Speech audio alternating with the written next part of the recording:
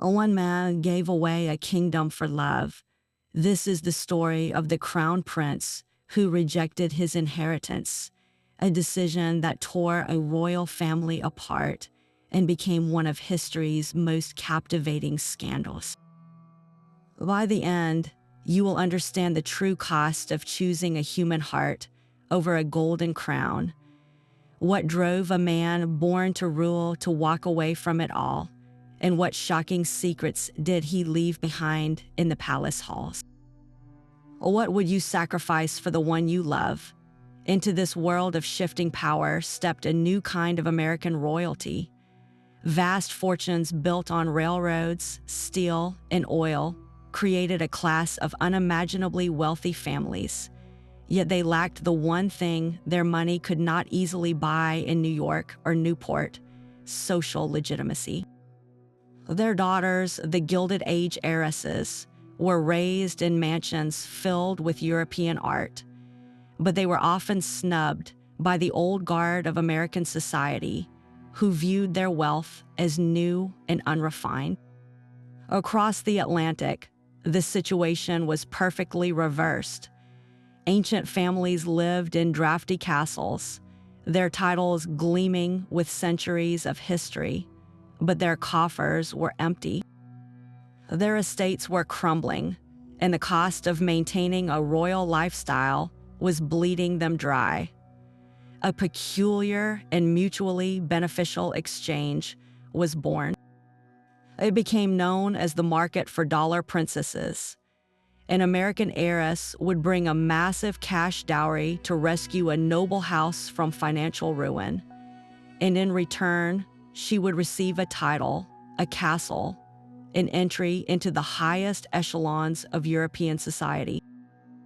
It was a transaction that saved dynasties and created new ones, a calculated trade where a fortune in dollars was swapped for a title of duke or prince. This was the crossroads where old world prestige met new world wealth, a moment when the very definition of royalty was being rewritten by bankers and brokers.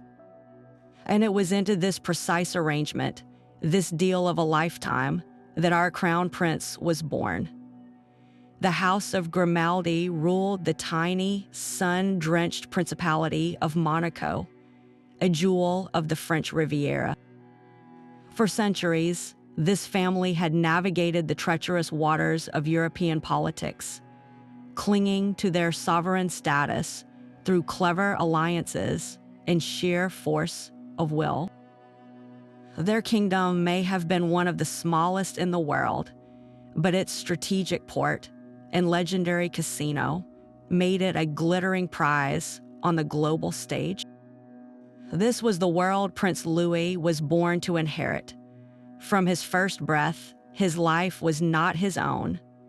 The opulent prince's palace of Monaco, with its frescoed ceilings and sweeping views of the Mediterranean, was less a home and more a gilded cage of protocol. Every action, from how he held his fork at a state banquet to the precise angle of his military salute, was dictated by a code of conduct centuries old. He was the heir apparent, the living symbol of a dynasty that could not afford to falter. The weight of this expectation was a constant presence, a heavy mantle woven from threads of history, duty, and the unyielding gaze of his subjects. How do you prepare a child for such a destiny? His education was a relentless regimen of history, law, and martial training, all designed to forge him into the perfect sovereign. He learned the stories of every Grimaldi who came before him, men who had fought wars and brokered peace to ensure their line would continue. The future of this entire nation, its identity and its independence, rested squarely on his shoulders. The pressure was immense, a silent scream in the hallways of a palace that was as much a museum as a residence. Every artifact a reminder of the legacy he was bound to protect. Her name was Marie Alice Hine, and her fortune was not merely new, it was colossal. While other American heiresses came from prosperous families, Marie's roots were planted in the deepest soil of Southern wealth. Her family's empire built on the bustling trade of New Orleans and vast banking interests across Europe. She did not just have money, she commanded a financial network, raised in a world where art and commerce were spoken in the same breath. Her childhood was split between the grand estates of Louisiana and the cultured salons of Paris, giving her a polish and a confidence that set her apart. She was not a wide-eyed girl hoping to buy a title. She was a sophisticated woman accustomed to a level of luxury that could rival any royal court. When she entered European society, it was with the quiet authority of someone who knew her own worth. Marie possessed a striking beauty, with dark, intelligent eyes and an elegant bearing, but it was her mind that truly distinguished her. She was witty, musically gifted, and held strong opinions on literature and art. She moved through ballrooms not as a supplicant, but as a connoisseur, assessing the nobility with the same sharp eye she might use to evaluate a potential investment. For the aging aristocrats seeking a financial rescue, Marie Alice Hine was the ultimate prize, a dollar princess who brought not just a fortune, but a formidable intellect and a spirit that refused to be caged. She was looking for a partnership, not just a title, and for a time, it seemed she had found it in a marriage to the Duke of Richelieu. But fate and the glittering Mediterranean coast had a different, more dramatic role for her to play. It was a gala at the French Opera House, a spectacle designed to showcase the pinnacle of European high society. Candelabra blazed, their light glinting off diamonds and military medals, while the air itself seemed thick with the scent of perfume and unspoken alliances. Prince Louis of Monaco moved through the crowd with the practiced ease of a man born to this stage, yet his smile was a mask of duty. He was performing as he always did. And then he saw her. Marie Alice Hine was not simply another beautiful woman in the throng. She stood near a marble column, a portrait of calm observation amidst the swirling chaos.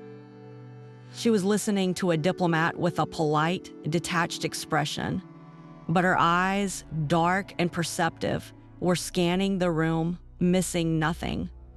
When Louis' gaze met hers, the background noise of the orchestra and chatter seemed to fade into a distant hum.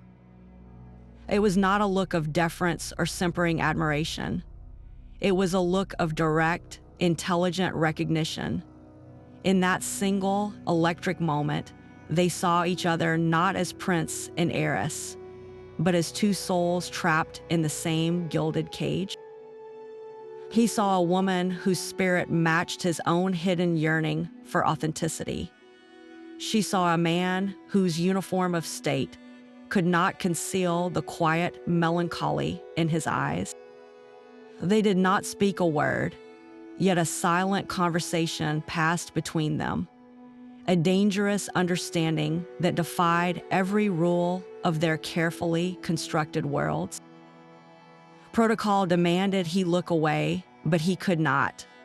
The spark was lit, and the kindling of a continental scandal was laid. Their worlds were built on entirely different kinds of gold. For Prince Louis, value was measured in centuries, in bloodlines that stretched back to the Crusades, and in the unyielding weight of tradition. His was a world where the very walls of his palace whispered of ancestral duty, where a man's worth was determined not by what he had, but by who his forefathers were. For Marie Alice, value was dynamic, earned through shrewd investments and bold enterprise. Her world was one of creation and momentum, where a fortune could be built in a single generation through intellect and ambition. This was the invisible chasm that lay between them, a divide far deeper than the Atlantic Ocean. The old European aristocracy viewed money earned from trade or banking as somehow tainted, a necessary evil to be accepted but never truly embraced. They would gladly take an American heiress's millions to re-roof their castles, but they would still whisper behind her back about her family's connection to commerce. To them, Marie, for all her grace and intelligence, was still a product of that world, her wealth considered new and therefore unrefined. Meanwhile, Marie likely saw the rigid protocols of Louis's court as stifling and absurd. Why should the angle of a curtsy matter more than the content of one's character? What was the value of a title if it came with empty coffers and a life dictated by a rule book written 500 years ago? Her perception was that of a modern woman looking at a museum exhibit, admiring its beauty, but feeling no desire to live inside it. This fundamental incompatibility was a weapon their families and courts were all too ready to use. Louis's advisors would have warned him that this American, for all her charm, did not understand the sacred nature of his role. Her very spirit, her independence, was a threat to the delicate balance of monarchical power. And from Marie's side, her own circle might have questioned the sanity of trading her financial and personal freedom for a life under the microscope of a tradition-bound court that would never fully accept her. Their love story was not just a romance. It was a collision of two eras, and the shock waves were about to be felt in every stateroom and drawing room across the continent. The confrontation came not in a heated argument, but in the chilling quiet of the palace council chamber. Louis was summoned to face a tribunal of his own blood and the most senior ministers of the crown. They sat around a vast, polished table, their faces etched with grim resolve. The air was cold, the only sound the ticking of an ornate clock, marking the seconds towards his ruin. His father, the reigning prince, did not shout. His voice was low and weary, heavy with the disappointment of a dynasty. He laid out the terms with brutal clarity. The association with Madame Hein was a scandal that threatened the very foundation of the principality. She was a divorced American, a woman of commerce, and her presence in the life of the heir was untenable. The choice was absolute: end the relationship immediately and publicly, reaffirm his commitment to his duty, and the path to the throne would remain open. Continue down this path of personal folly, and he would be stripped of his rights of succession. Every privilege, every responsibility, every shred of his birthright would be erased. It was an ultimatum designed to break him. Angry words were exchanged, but they were the desperate protests of a man fighting for a life he had never been allowed to want. The council members remained unmoved, their loyalty pledged not to the man, but to the institution he represented. They saw Marie not as a person, but as a destabilizing force, a risk their small nation could not afford. In that moment, Louis stood utterly alone, the weight of 7 centuries of Grimaldi history pressing down upon him, forcing a decision between a cold, gilded destiny and the warm, beating heart of a love he was never supposed to find. The crown he was born to wear had finally revealed its true, unbearable cost. Marie Alice Hein stood at the precipice of a choice, as profound as the prince's. For her, a crown was not a dream, but a potential prison, She had already secured a title through her first marriage, and her vast fortune guaranteed her independence in any salon or capital across Europe. Love for Louis was one thing, but surrendering her hard-won autonomy to the suffocating rules of the Monegasque court was another entirely. Did she whisper promises of a life together, urging him to abandon his duty? Or did she, with a heavy heart, recognize the terrible weight of the burden he carried?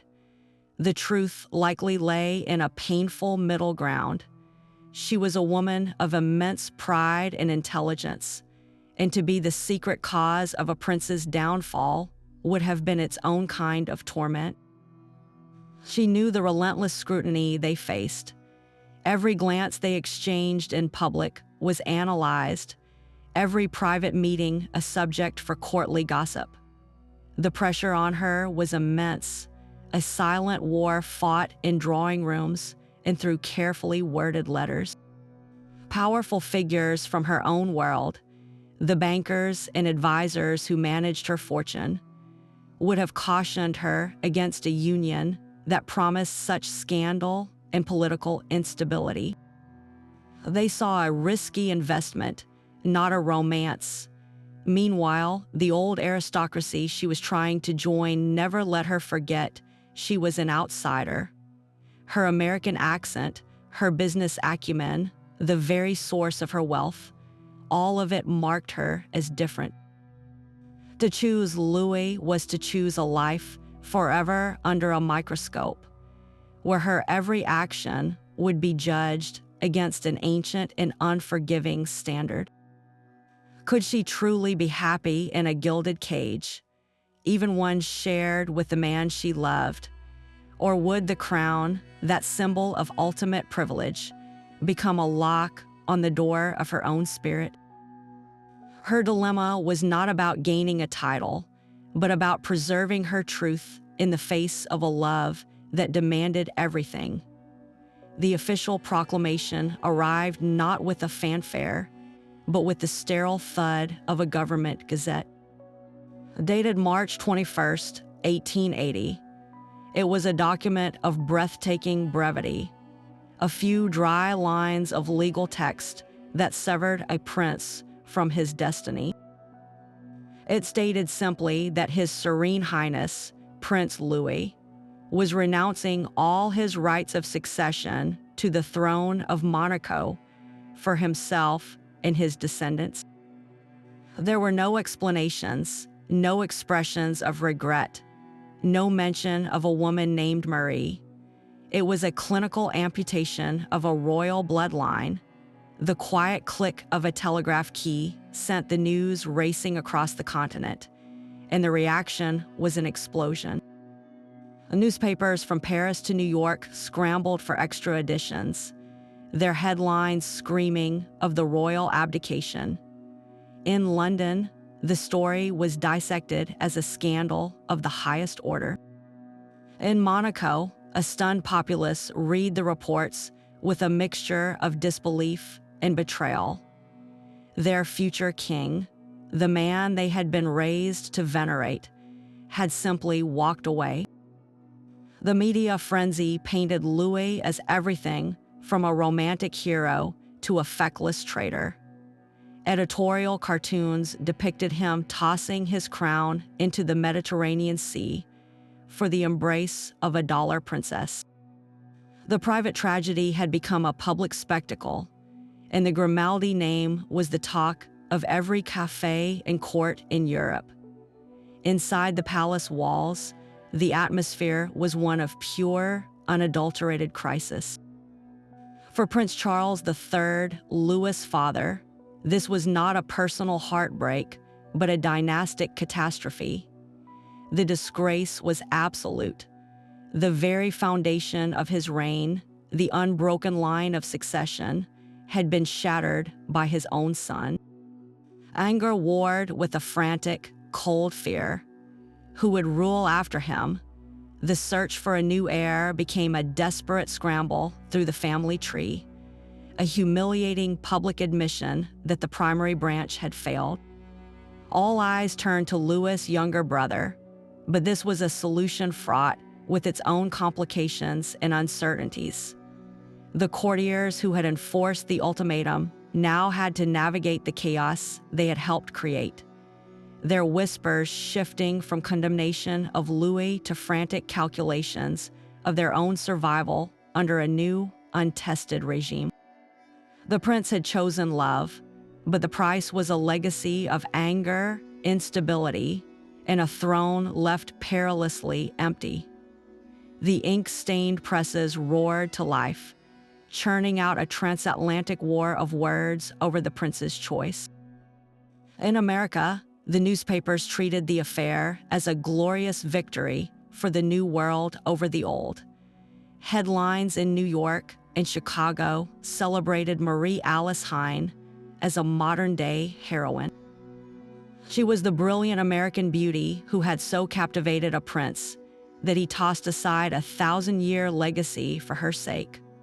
One particularly bold paper declared she had not just stolen a prince's heart, but had conquered a crown, framing her as the ultimate dollar princess who had gotten the ultimate prize, a sovereign's love. These stories were less about scandal and more about national pride, a testament to the power of American charm and money to rewrite the rules of European aristocracy. They portrayed Louis not as a derelict, but as a man finally listening to his heart, a romantic figure breaking free from his dusty chains of duty. It was a narrative that played perfectly to a public fascinated by royalty, but deeply proud of its own Republican values. Across the ocean, the tone was one of solemn, severe disapproval. The established papers of London and Paris published lengthy, mournful editorials.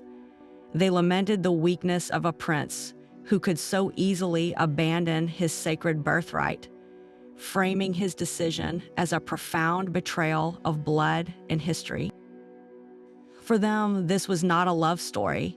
It was a cautionary tale about the dangers of modern sentimentality and the corrupting influence of new money.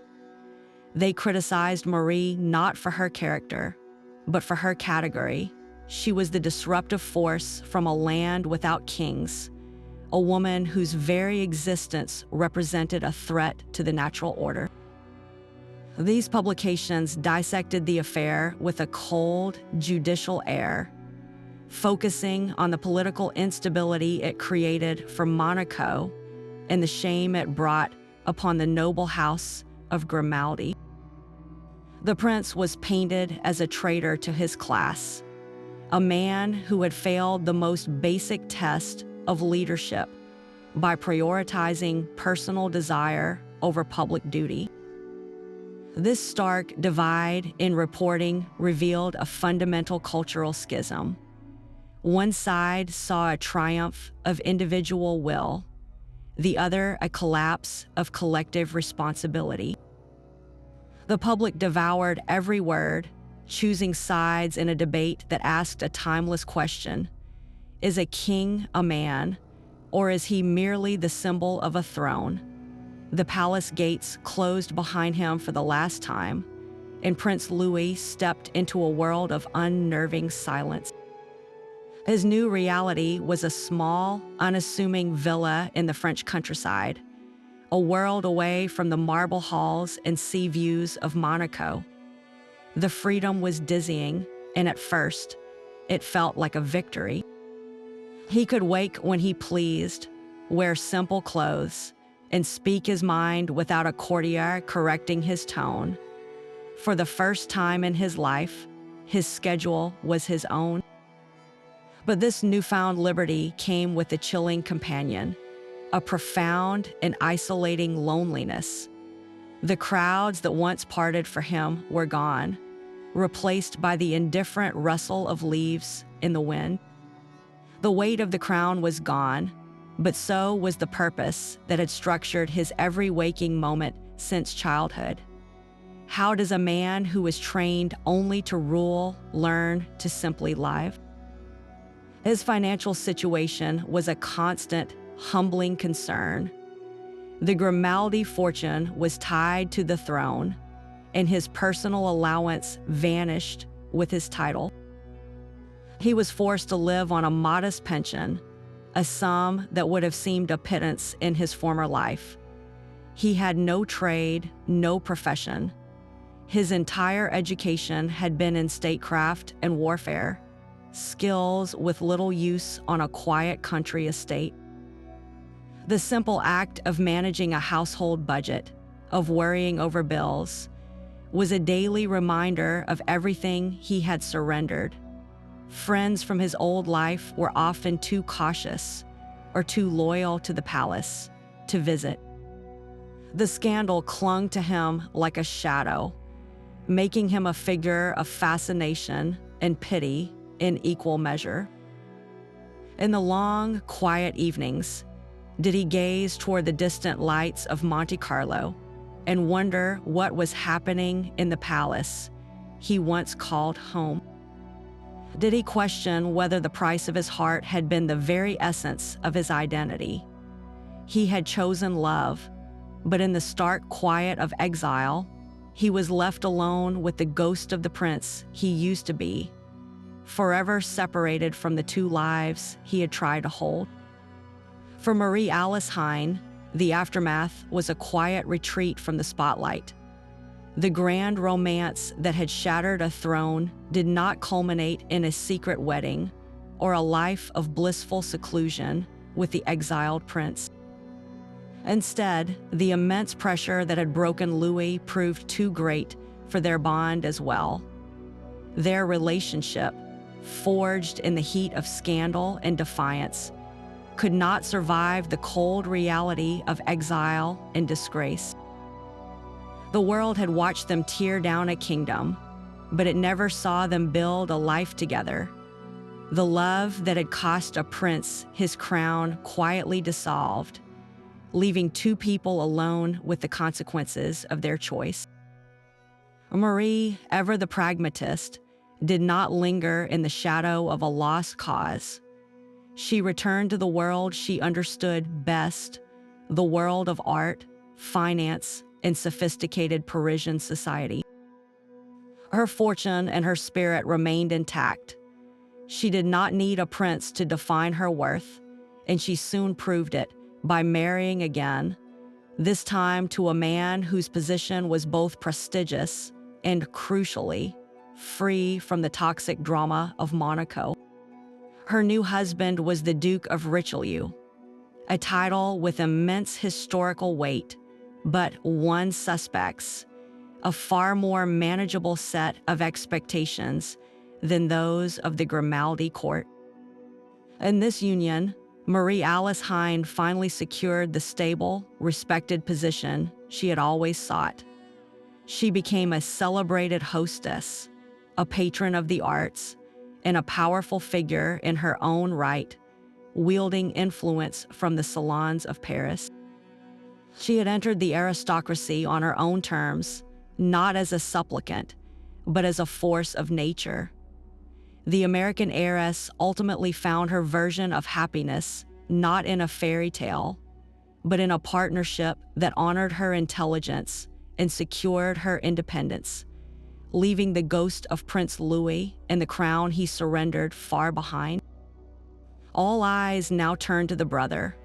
For his entire life, he had been the spare, living in the long shadow cast by his older sibling, the designated star.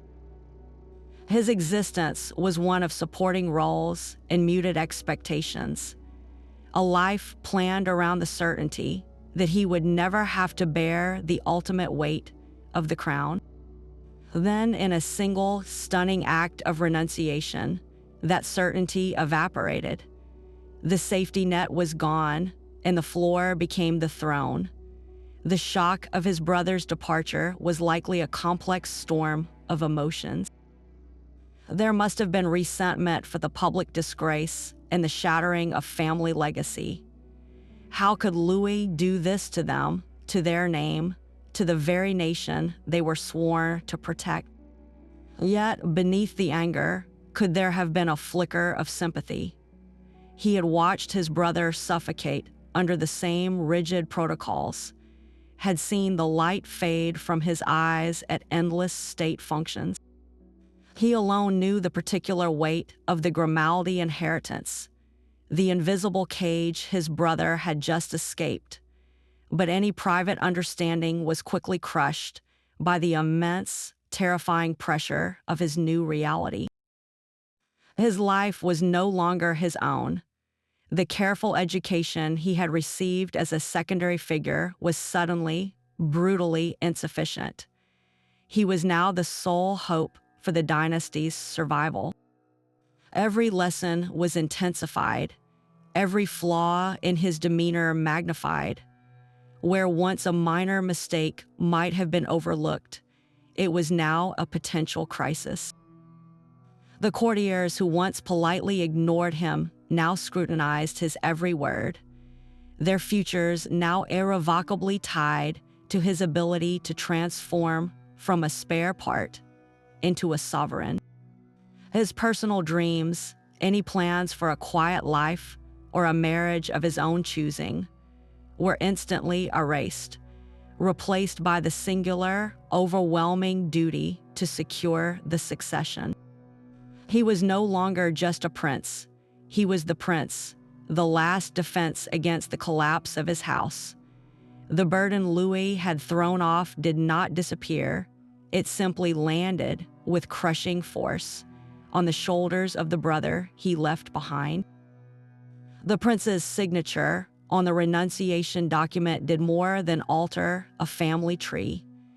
It sent a seismic shock through the very constitution of Monaco. The legal mechanism itself was chillingly simple. A prince could formally renounce his rights of succession through a sovereign ordinance, a decree that was then registered and published. It was a clause meant for extreme circumstances, a quiet footnote in the law books no one ever expected to use. But with Louis's act, that dry legal provision was ripped from the page and thrust into the glaring light of a national emergency. The state apparatus went into a frantic, hushed scramble. Ministers and legal advisors pored over ancient texts, searching for any precedent that could guide them. There was none. This was uncharted territory. The immediate, terrifying question was one of legitimacy. The monarchy's power rested on the unbroken, predictable line of succession, a sacred chain linking the past to the future. Louis had shattered that chain. If the heir apparent could simply walk away, what did that say about the inviolability of the institution itself? The public perception of the monarchy shifted overnight from one of stable, timeless tradition to one of shocking fragility. The prince was not an immovable pillar of the state. He was just a man, and a man could make a choice that threatened to bring it all down. This was not merely a scandal. It was a constitutional crisis that forced the entire principality to confront a terrifying possibility. Could the monarchy survive the whims of the human heart? The frantic search for a new heir was not just a family matter. It was a desperate act of political preservation, a race to glue the pieces of a broken crown back together before the world saw that it could, in fact, be broken. This conflict between the heart and the crown is a wound that has bled through the pages of royal history for centuries. The story of Prince Louis is not an isolated tragedy, but rather one poignant verse in a long, sorrowful ballad sung by kings and princes across Europe. Decades later, across the English Channel, the world would watch this painful drama play out once more with King Edward VIII and Wallis Simpson. The parallels are haunting. A sovereign heir, raised from the cradle for a single purpose, meets a charismatic, independent American divorcee. A powerful, all-consuming love blossoms, one that defies the rigid expectations of the court. And just as in Monaco, the establishment delivered a brutal ultimatum: the crown or the woman. Edward, like Louis, chose love, his abdication speech famously explaining he could not do his job as king without the support of the woman he loved. Yet within this familiar pattern, the story of our prince carves its own uniquely tragic path. Edward's abdication, while scandalous, occurred in a vast, stable empire with a clear line of succession, his brother readily stepping into the role. For Prince Louis, his choice did not just alter his own life, it threatened the very existence of his tiny, vulnerable nation. The stakes were not just personal, but existential. His was a kingdom that relied on the absolute certainty of its sovereign line for its political survival. Furthermore, while Edward and Wallis lived out their days together in a life of global exile and notoriety, Louis' great sacrifice did not even lead to a lasting union. His love story ended not with a quiet marriage, but with a quiet dissolution, leaving him utterly alone, stripped of both his crown and the love for which he had surrendered it. This double loss makes his story perhaps the more heartbreaking of the two. A man who paid the ultimate price and received nothing in return. It forces us to ask, is the conflict between love and duty an inevitable curse of royalty? Or is it the ultimate proof that even those born to rule are, at their core, only human, forever torn between the throne they are given and the life they yearn to choose? Money was the quiet, unspoken character in this royal drama, a force as powerful as any declaration of love. The prince's royal allowance was not mere pocket money. It was the financial engine of his entire existence. As heir, his every need was met from the state's coffers, funding his official residences, his staff, his wardrobe, and his travels.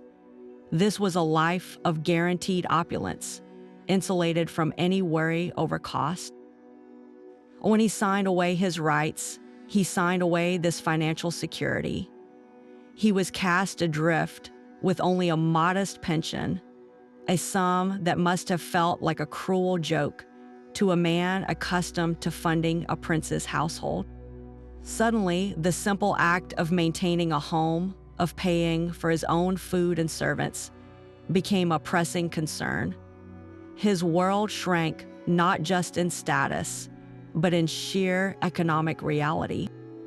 So was Marie's colossal fortune his true motivation? The evidence suggests the opposite. If Louis were primarily seeking wealth, he would have married her and kept his crown, merging her fortune with his royal power.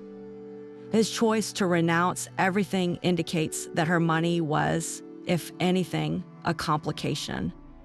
For the Grimaldi family, however, Marie's wealth was a double-edged sword. On one hand, the injection of her millions could have stabilized the principality's finances, funding public works and bolstering the treasury. Yet, this very prospect was also their greatest fear. Accepting her money meant accepting her influence. In their eyes, an American heiress with her own independent fortune and a sharp mind would never be a subservient consort. She would be a co-ruler, a power behind the throne who owed her primary allegiance not to Monaco, but to her own business interests and American sensibilities. The prince's personal allowance was a chain of gold, but it was a chain he understood. Marie's fortune represented a different kind of power, one that threatened to upend the established order and make the crown dependent on the very new money it disdained. In the end, the financial argument became a battle over control. and the prince's family decided that no amount of money was worth the risk of losing it. Beyond the stark pronouncements of official gazettes, a different, far more salacious story was being told in the drawing rooms of Paris and the gambling halls of Monte Carlo. The public scandal was merely the main course, but the whispered rumors were the intoxicating dessert that society savored for years. Whispers suggested that Marie Alice Hine was not merely a captivating beauty, but a woman with a secret, a pregnancy that would have forced the prince's hand and made his abdication not a choice, but a necessity. Could a royal bastard, a child born on the wrong side of the blanket, have been the true catalyst for this dynastic earthquake? This particular morsel of gossip was especially delicious because it was utterly unprovable and endlessly plausible. Other tales painted the prince not as a lovesick fool, but as a man trapped in a web of his own making. There were murmurs of colossal gambling debts accrued at his family's own famous casino, losses so vast that only Marie's immense fortune could cover them. His renunciation in this version was not an act of love, but a financial settlement, a quiet agreement to disappear in exchange for the clearing of his name. And what of other lovers? Some gossip mongers insisted that Marie was not the only complication in the prince's life, that a string of other dalliances with actresses and noblemen's wives had pushed the palace's patience to its breaking point, and Marie was simply the final, most public straw. These stories thrived in the shadows because they offered alternative explanations, ones that were often more about human frailty than grand romance. They allowed people to believe that such a monumental decision could not possibly be about something as simple as love, that there had to be a darker, more scandalous truth hidden beneath the surface. The what-ifs are a labyrinth with no exit. What if there was a secret child raised in anonymity, a living ghost of a crown that was never worn? What if the debts were real and the prince's great romance was, in fact, a transaction dressed in the clothes of passion?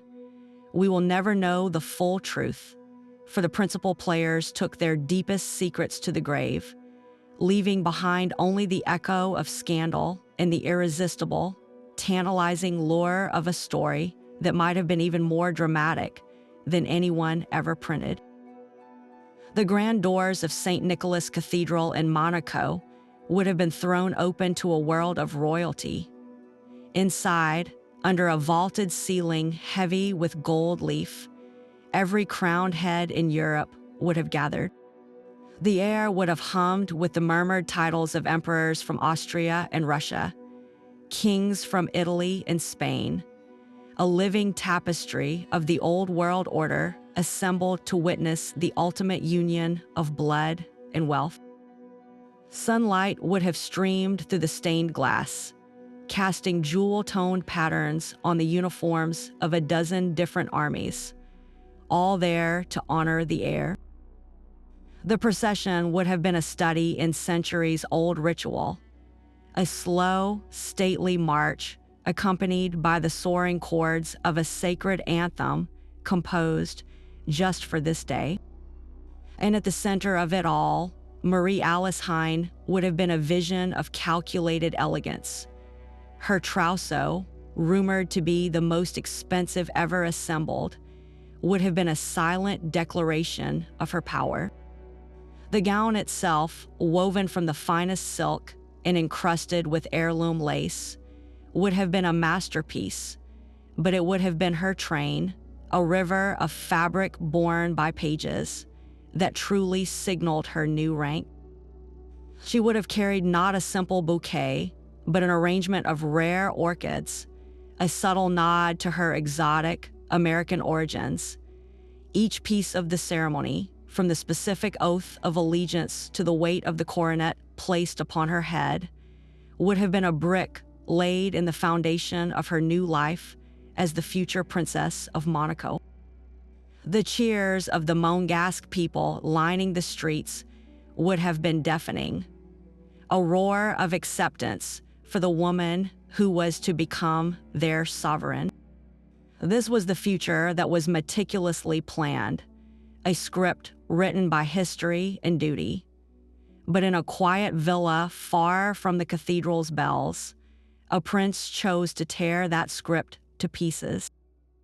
The magnificent spectacle, the gathered kings, the glittering trousseau, all of it vanished into the realm of what might have been, leaving only the echo of a ceremony that would never be and a throne that would remain, for a time, painfully empty. The prince lived for another 40 years, a long and quiet penance for a single, seismic choice. We can only piece together his reflections from the whispers of history, for he left no tell-all memoir, no public lament. His silence itself is a kind of testimony. In his later years, living under the simple name of the Duke of Valentinois, he was described by the few who met him as a dignified but profoundly melancholic figure. He would occasionally visit Paris, moving through its grand boulevards as a ghost from a forgotten scandal. A man forever separated from the world he was born to rule. Did he watch the newspapers for word from Monaco, tracking the reign of the brother who replaced him? When his father passed away and his brother ascended the throne as Prince Albert I, what storm of emotion brewed behind his calm, public facade? There was likely a deep and abiding sorrow, not necessarily for the lost crown, but for the fractured family and the shattered legacy. The weight of that broken lineage must have been a constant companion. Yet, to assume he lived only with regret is to misunderstand the complexity of his decision. In the quiet of his study, perhaps he found a grim sort of pride in the one authentic act of his life. He had been raised to be a symbol, but in that single, defiant moment, he had chosen to be a man. He had looked into the heart of the gilded cage and chosen to walk out, even if the world outside was harsher and lonelier than he ever imagined. The great tragedy is that his choice did not lead to the life he envisioned. The love that justified his sacrifice faded, leaving him with neither the woman nor the crown. He became a living monument to a single question: is it better to have loved and lost everything than to have never loved at all? His long life was the answer, a quiet, daily reckoning with the ghost of the king he never was. While the prince faded into quiet exile, Marie Alice Hine embarked on a second act that proved her resilience. The woman at the center of a royal cataclysm did not retreat. She reinvented herself with breathtaking precision. Her marriage to the Duke of Richelieu was not a consolation prize, but a strategic masterstroke, placing her at the very heart of French aristocratic and cultural life. As the Duchess of Richelieu, she transformed their Parisian mansion into one of the most celebrated salons in Europe. This was not merely a party, it was a court of its own. Within its walls, politicians, composers like Charles Gounod, and literary giants gathered, drawn by her sharp intellect and impeccable taste. She became a legendary patron of the arts, using her fortune not just for display, but to nurture genius. Her influence was subtle yet immense, a quiet power broker in a glittering world. The scandal that had once threatened to break her now became a part of her mystique, a testament to a life lived on her own formidable terms. She had been offered a crown and witnessed the chaos of its rejection, and in the aftermath, she built a different kind of kingdom, one made of influence, art, and enduring social power. Her legacy was not that of a tragic heroine, but of a brilliant survivor who ultimately won the very respect and autonomy the old world had initially denied her. The echo of that 19th century abdication resonates with startling clarity in our own time. The same agonizing choice between royal duty and private love has played out on the modern world stage, proving that the crown's conflict with the heart is a timeless drama. Consider the very public departure of Prince Harry and Meghan, the Duchess of Sussex. Here was a senior royal, a man born into the glare of the global media, who fell in love with an American actress. The parallels are uncanny. A high-profile union with a charismatic, independent American woman who was immediately subjected to intense, often cruel, public scrutiny. The palace establishment, much like the Grimaldi Council of old, was perceived as offering insufficient support, trapped in its own rigid protocols. The result was not a formal abdication, but a strategic withdrawal, a stepping back from royal duties to forge a new, financially independent life across the Atlantic. Harry traded his military titles and official role for the freedom to protect his family and his mental health, a modern interpretation of Louis's desperate bid for autonomy. Then there is the poignant story of Princess Mako of Japan, who married a commoner, Kei Komuro. Her choice came with a different, yet equally heavy, price. Under the strict laws of the Japanese imperial household, she was required to renounce her royal status and her place in the line of succession entirely. She did not just leave her duties, she was legally stripped of her identity as a princess, her name erased from the imperial registry. Her wedding was a quiet, paperwork-only affair, devoid of the traditional Shinto ceremonies, a stark contrast to the pomp she was born into. The public criticism and media frenzy over her fiancé's family finances created a pressure cooker so intense that she was diagnosed with post-traumatic stress disorder. Her story shows that while the legal mechanisms may have evolved, the personal cost of choosing a life outside the palace walls remains devastatingly high. So what has truly changed? The modern world offers exits that are less absolute than a signed renunciation. Royals like Harry can build new brands and careers, leveraging their fame in a way Prince Louis, trapped in the social conventions of his era, could never have imagined. Public sympathy, at least in some quarters, now sides with the individual's pursuit of happiness over blind allegiance to an institution. Yet the core dilemma is painfully unchanged. The institution of monarchy still demands a suppression of self. The relentless media spotlight is far more invasive than the gossiping newspapers of the Gilded Age.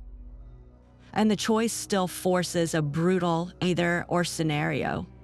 You are either a working royal living by ancient rules, or you are a private citizen, often cast out from the only world you have ever known. The crown, it seems, still weighs exactly the same. The palace gates may have been closed, but the machinery of reputation was whirring at a furious pace behind them. A royal house cannot afford to be seen as fragile or emotionally chaotic.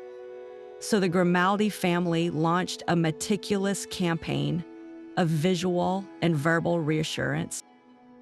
Their first and most powerful tool was the official portrait, Gone were the informal, personal depictions, replaced by meticulously staged images of the new heir, Prince Albert, standing stern and resolute beside his father.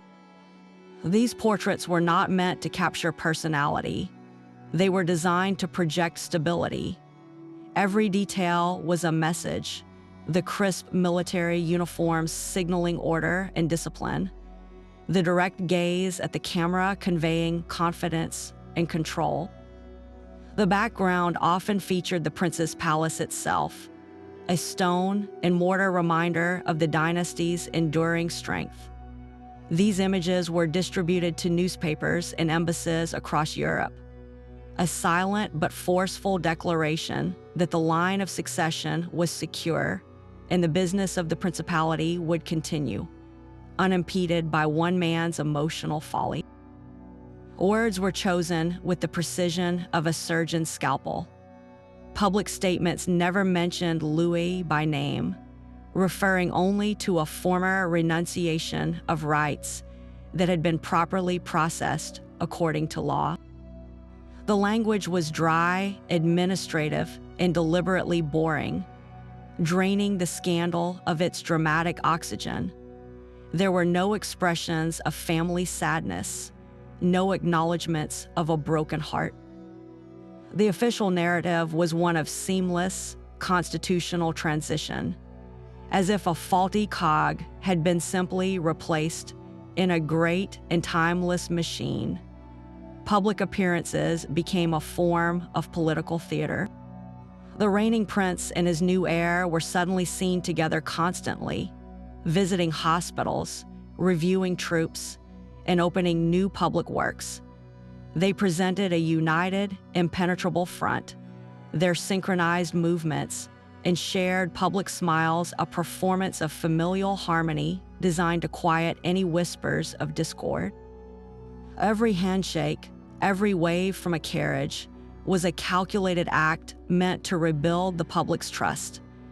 They were not just a family anymore, they were an institution on display, proving to their subjects and the watching world that the crown was far greater than any single man who might have been destined to wear it. The scandal had been a crack in their foundation, and this relentless, dignified pageantry was the plaster they used to fill it, smoothing over the rupture until the surface looked whole once more.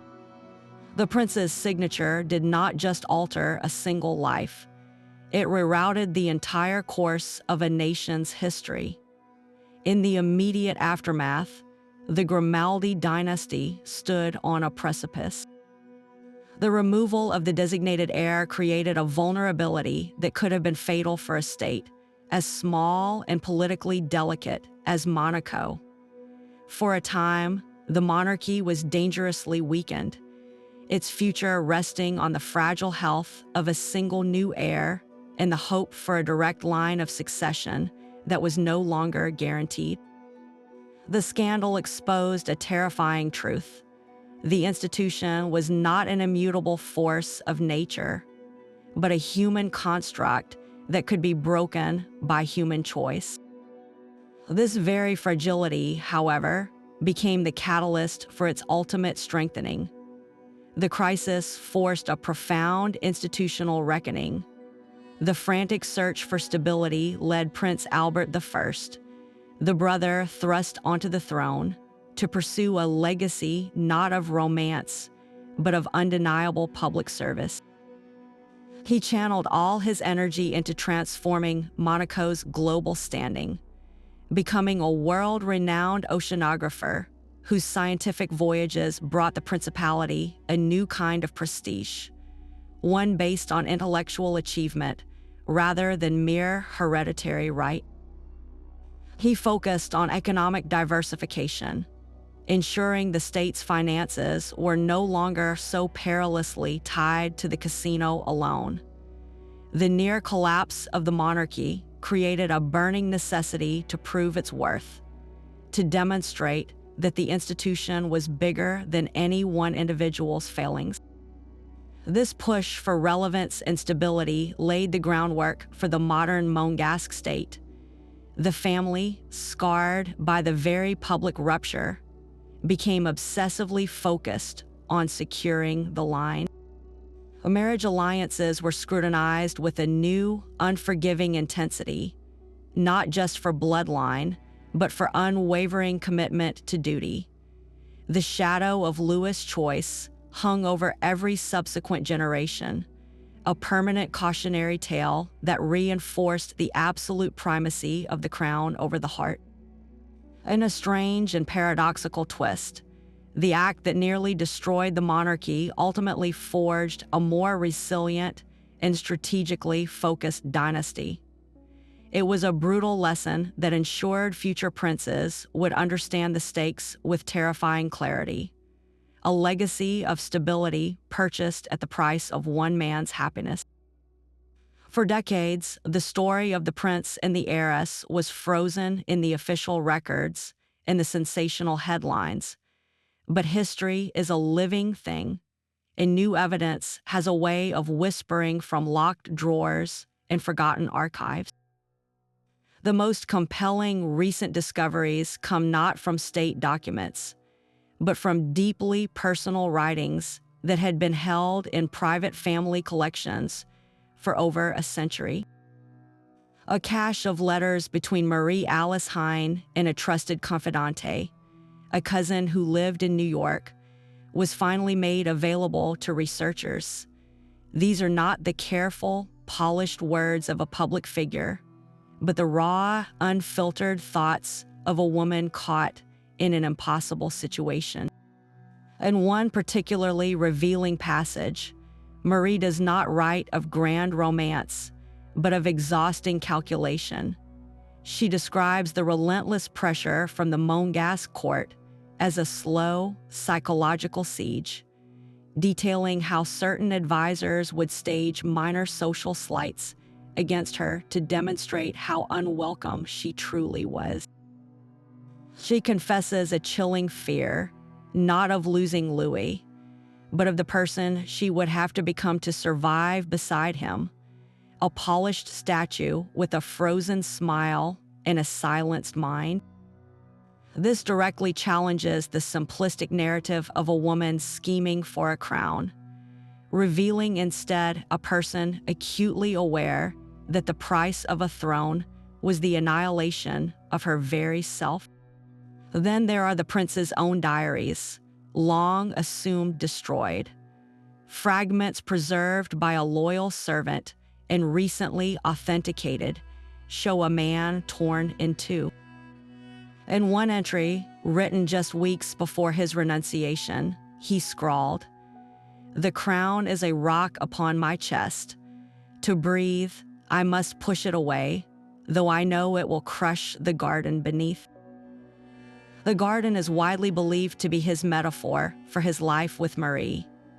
These private writings paint a far more nuanced picture than the public ever saw, a story not of a single moment of passionate decision, but of a slow, grinding erosion of hope, where two people realized that the world they dreamed of building together could not exist under the weight of the world he was born to carry. Historians are now piecing these fragments together, cross-referencing the dates in the diaries with the official court circulars and the travel records of key players. This detective work reveals a crucial, overlooked timeline, showing that the prince's final, desperate appeals to his father occurred over a tense 3-week period, not in a single dramatic meeting. Each appeal was met with a colder, more formal rejection, until the only path left was the one that led away from the palace. The full story is still emerging, letter by letter, diary by diary, reminding us that the most captivating royal scandals are never just about power or love, but about the fragile, complicated humans trapped in the gilded frame. So, what is the final balance sheet for this epic tale of inheritance and love? The prince who walked away from a throne found his freedom, but it was a freedom laced with the bitter taste of isolation and loss. The love that justified his immense sacrifice proved unable to withstand the very pressures that forced his choice, leaving him with neither the woman nor the crown. He died a dignified but melancholic figure, a man forever defined by the single act that severed him from his own history. Marie Alice Hine, in stark contrast, carved out a formidable second act. She secured the title, influence, and cultural respect she desired, not as a princess of Monaco, but as a Duchess of Paris, proving that her destiny was never truly dependent on a crown. She found a version of happiness, but it was one built on pragmatism, not the grand romance that had once shaken a principality. The true, enduring cost was paid by the institution itself. The Grimaldi dynasty survived, but it was forever marked by this rupture, a permanent scar that forced a new, almost ruthless, focus on duty above all else. The story of the prince and the heiress ultimately asks us whether any treasure, whether a kingdom or a human heart, is worth a lifetime of what-ifs. It reminds us that the heaviest crowns are not made of gold, but of the choices we are forced to make, and the echoes of those choices that follow us in our names long after we are gone.